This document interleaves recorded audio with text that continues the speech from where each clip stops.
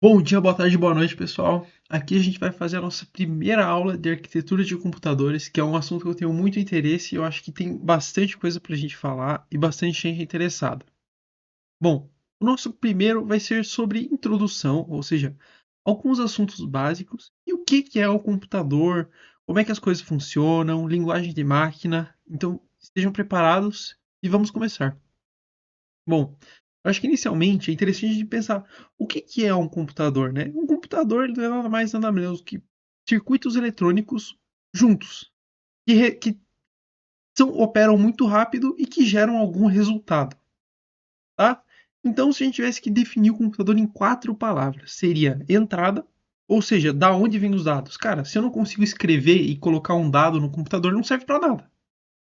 Você concorda comigo? Se eu não consigo falar para ele, eu quero que você some 2 mais 2. Beleza, ele sabe somar, mas eu não consigo colocar os números para somar. Ele não serve para nada. Se ele não processa, ou seja, se ele não executa o cálculo de 2 mais 2, ele não faz nada. Por que eu vou precisar do computador? Esse seria a parte do processamento.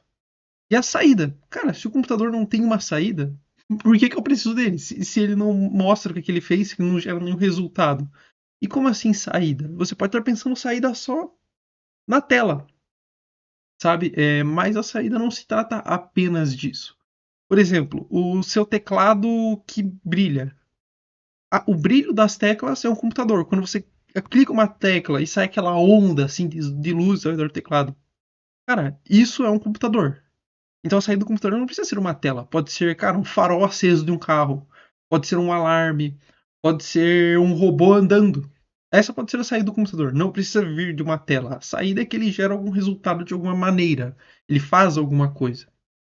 E a memória, que seria armazenar o programa, armazenar as variáveis do programa e armazenar tudo, o sistema operacional do computador. Porque você pensa comigo, se eu, beleza, tem um computador que ele faz tudo, ele consegue fazer tudo, mas se eu não consigo colocar um programa para ele executar, para que ele serve? Não serve para nada. E bom, uma pergunta que eu quero fazer para você: você tem computador em casa? Cara, você pode falar que você não tem, porque às vezes você não tem um notebook, um desktop, mas isso que você está usando para ver o vídeo é um computador. Um celular é um computador. O teu carro.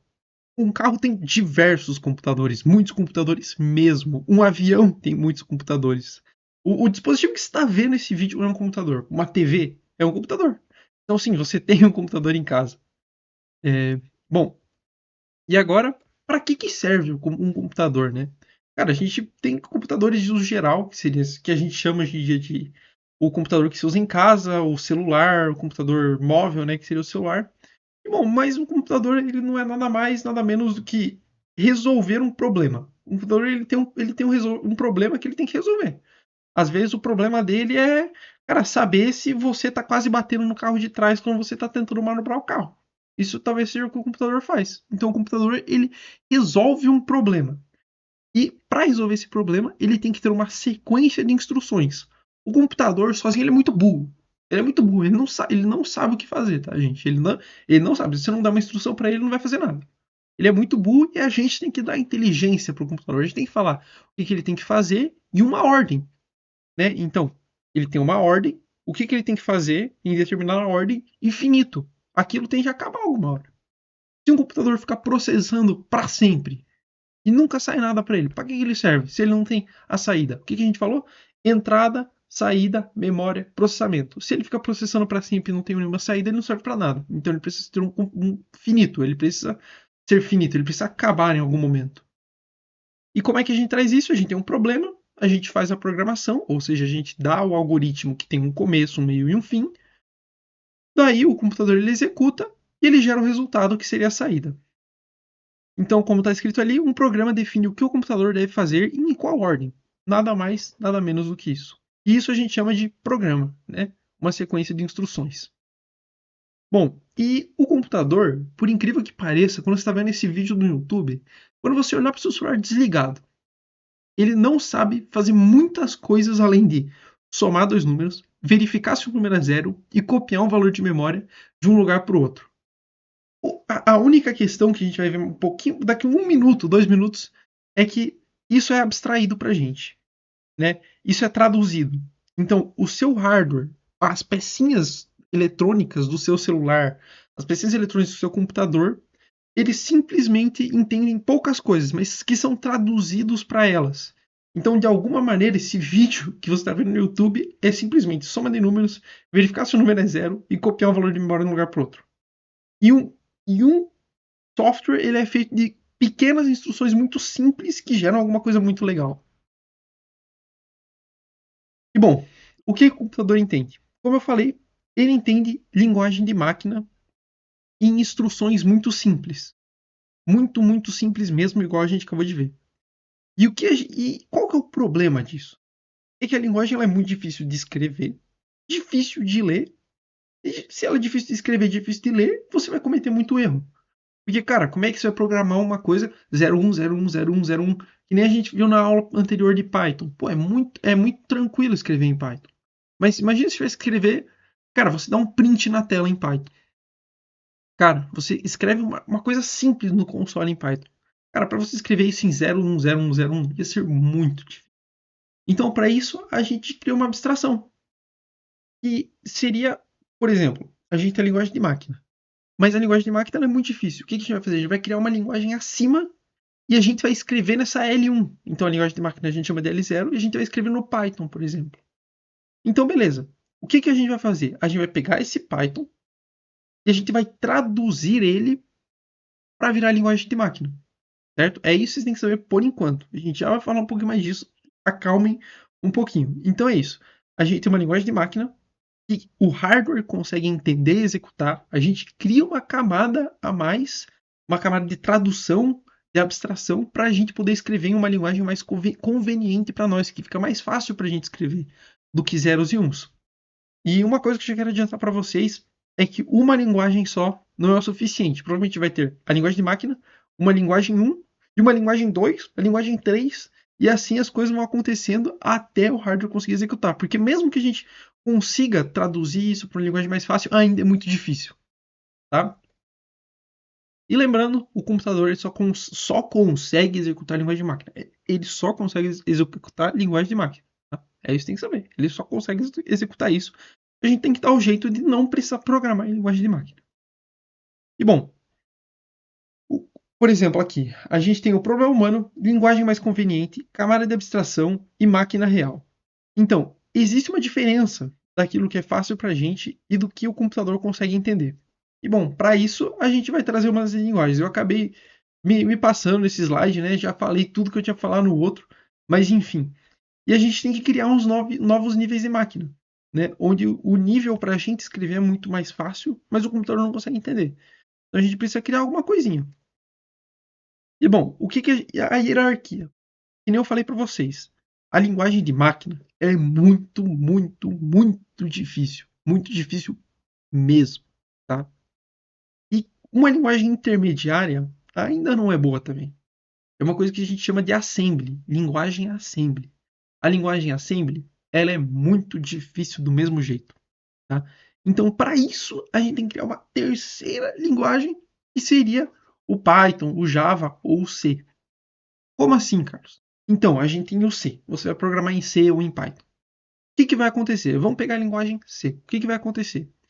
Essa linguagem C vai virar assembly e depois vai virar a linguagem de máquina, tá?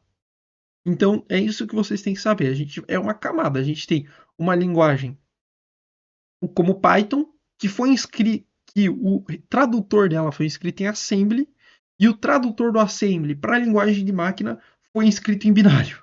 Tá? Então a gente tem que ter a linguagem e o tradutor dessa linguagem escrito em uma linguagem inferior. Beleza? Então, se a gente tem o tradutor 3, a linguagem que ele está traduzindo é a linguagem 4. Ou a gente tem a linguagem 3, o tradutor foi escrito na linguagem 2. Beleza? Isso é muito importante vocês saberem.